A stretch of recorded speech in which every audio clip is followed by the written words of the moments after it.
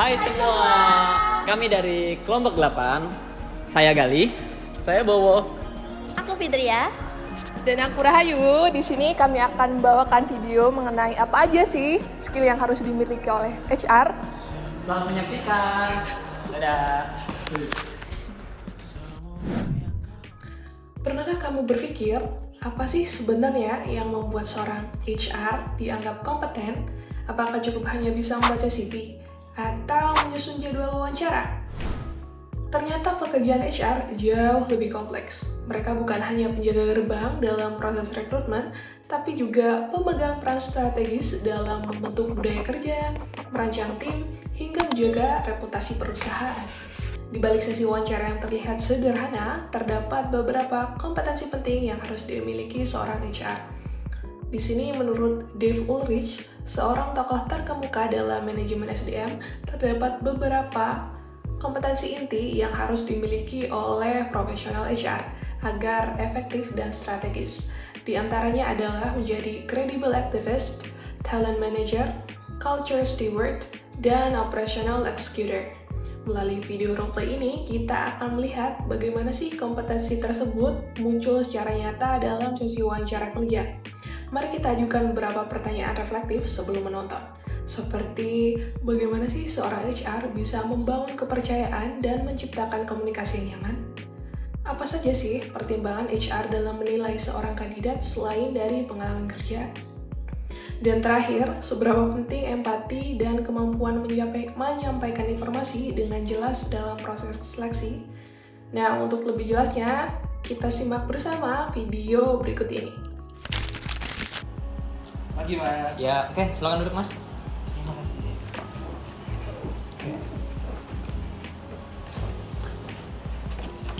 Dengan Mas Farhan ya. Iya benar Mas. Oke, Mas Farhan di sini meng-apply sebagai admin dan customer service. Iya benar. Oke. Setelah saya baca dari pengalamannya Mas ini di sini, ternyata Mas lumayan ya sebelumnya ada pengalaman di tingkat kampus ya. Bisa Iya. diceritakan Mas mungkin pengalamannya dulu? Oke, mungkin dari pengalaman yang sebelumnya saya tuh memegang dari IG salah satu organisasi di kampus saya. Jadi di sana saya itu bagian untuk sebagaimana CS ya, jadi customer service. Itu kita menjawab pertanyaan-pertanyaan dari teman-teman yang masuk melalui media sosial, baik itu dari Instagram ataupun dari WhatsApp kami. Dan saya juga itu miliki job untuk melihat perkembangan dari pos 1 dan pos yang lainnya. Jadi kita itu melihat seberapa banyak sih akun yang dijangkau dan seberapa banyak sih like yang sudah kita miliki, share-nya, komentarnya, terus ada berapa banyak konten yang bisa mencapai banyak orang, kayak gitulah kurang lebih. Oke, itu yang di kampus ya. Ini Mas Iya. juga mencantumkan pernah ada pengalaman sebagai admin dan content creator di perusahaan ya. Iya. Itu bisa dijelaskan Mas? Itu berlangsung nggak terlalu lama, tapi yang saya usahakan itu semaksimal mungkin. Jadi saya di sana itu mencoba untuk membuat kayak template untuk perusahaan tersebut, sebuah template postingan di Instagram itu bisa dibuat edukasi dengan kepada khalayak kayak gitu. Nah, itu saya membuat templatenya, saya membuat konten-kontennya juga, walaupun memang saya mungkin masih perlu belajar lagi ya, karena ini pertama kalinya saya masuk dalam kayak lingkungannya content creator, lebih seperti itu. Kalau Mas di organisasi dan perusahaan sebelumnya itu apakah juga ada bagian mengedit atau hanya menjadi admin dan customer service-nya aja?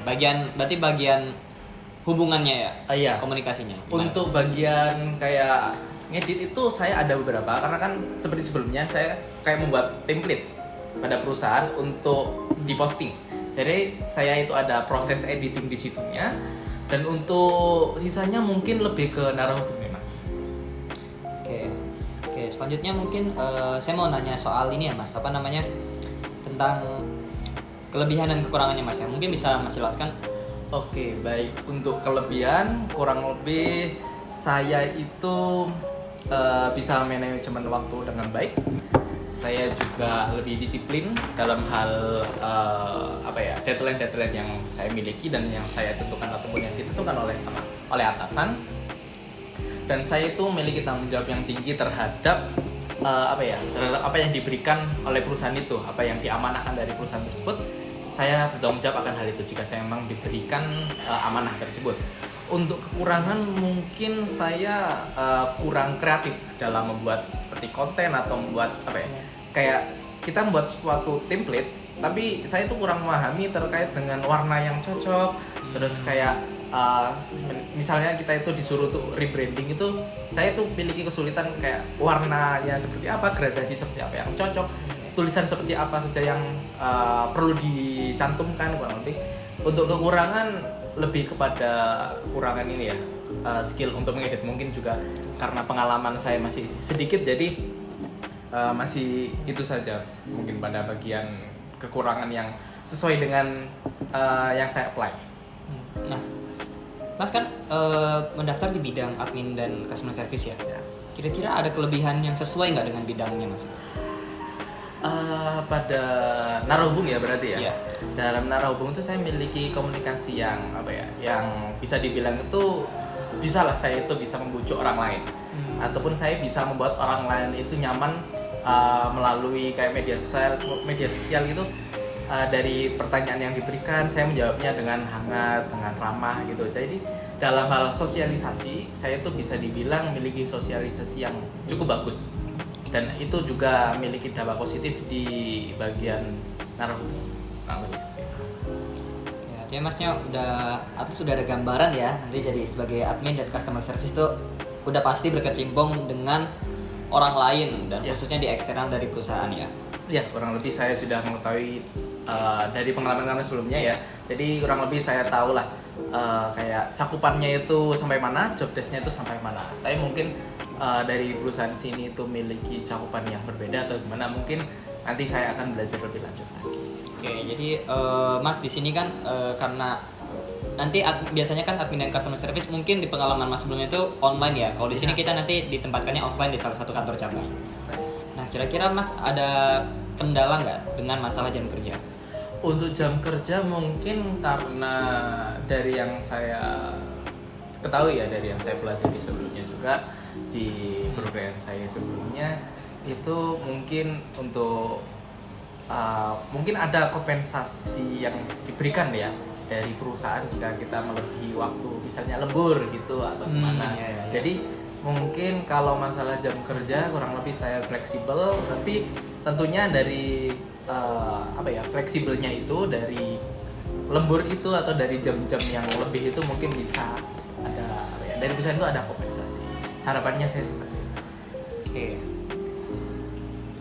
Selanjutnya nih kita mungkin langsung aja ya membahas soal nanti insya Allah ketika Mas sudah mulai training gitu nanti Mas akan diberi, sebelum mulai kerja akan diberi kesempatan untuk training dulu di perusahaan untuk kita ngelihat nih apakah Masnya cocok atau enggak di budaya lingkungannya. Selama mungkin 1 mingguan ya kita ngelihat nanti Masnya apakah kinerjanya baik atau enggak. Nah, selama training itu nanti Mas diberikan beberapa hal. Yang pertama jelas kebutuhan untuk customer service dan admin, yaitu seperti handphone dan PC di tempat kerja.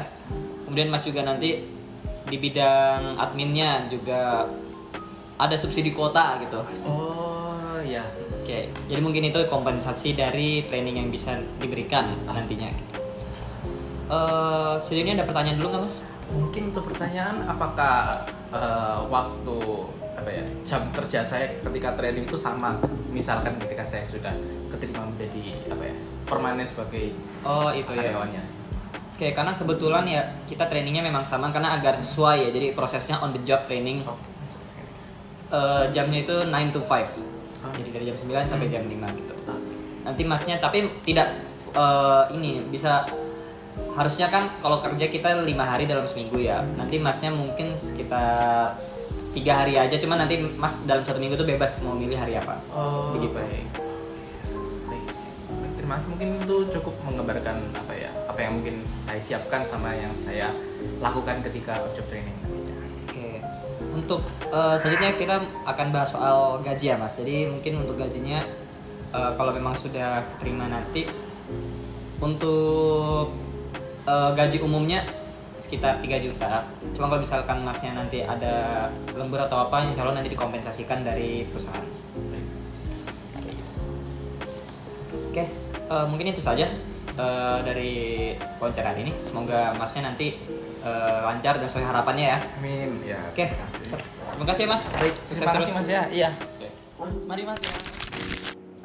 Nah, teman-teman, dari video tadi kita bisa melihat contoh nyata dalam proses rekrutmen.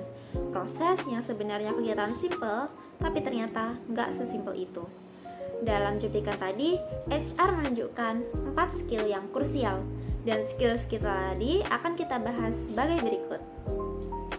Skill yang pertama ada credible activist, di mana HR harus dapat dipercaya dan menunjukkan integritas sambil tetap proaktif dalam komunikasi dengan kandidat. Dalam roleplay tadi, HR membangun hubungan yang nyaman dengan kandidat dan membuka ruang dialog yang jujur. Contoh lebih mendalamnya adalah HR menggunakan komunikasi yang ramah, bertanya terbuka, dan tidak menghakimi jawaban kandidat. Skill yang kedua ada talent manager atau organization designer, di mana HR mengevaluasi tidak hanya skill teknis, tapi juga karakter dan potensi jangka panjang. Dalam roleplay tadi, HR menilai kelebihan dan kekurangan kandidat, serta kecocokan dengan budaya kerja. Jika digali lebih dalam, HR tadi menggali kemampuan komunikasi, tanggung jawab, serta keterbatasan dari skill editing kandidat. Skill yang ketiga ada culture and change steward, di mana HR menunjukkan empati, memastikan kandidat paham budaya kerja, serta memberi mereka waktu adaptasi sebelum kontrak permanen.